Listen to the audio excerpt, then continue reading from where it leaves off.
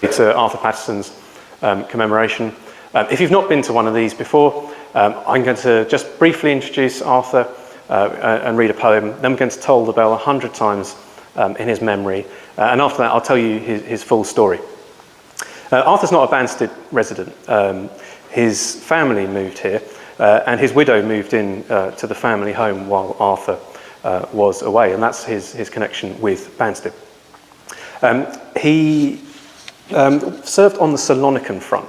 It's a very unfashionable area of the war. We talk so much about the Western Front, but there were people all over the world doing all kinds of things.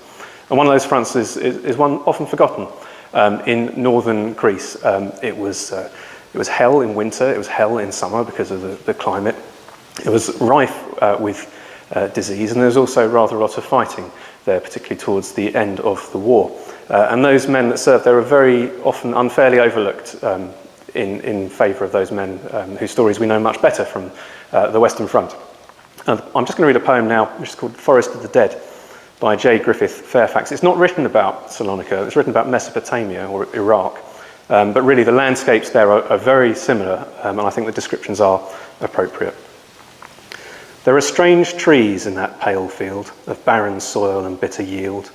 They stand without the city walls, their nakedness is unconcealed. Cross after cross, mound after mound, and no flowers blossom but abound. The dying and the dead in the wreaths, sad crowns for kings of underground.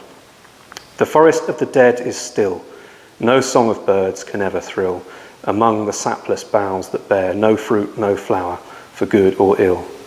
The sun by day, the moon by night, give terrible or tender light, but night or day the forest stands, unchanging, desolately bright.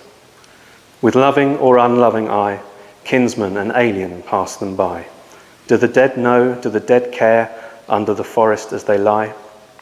To each the tree above his head, to each the sign in which is said, by this thou art to overcome. Under this forest sleep no dead. These, having life, gave life aways. Is God less generous than they? The spirit passes and is free, dust to the dust, death takes the clay.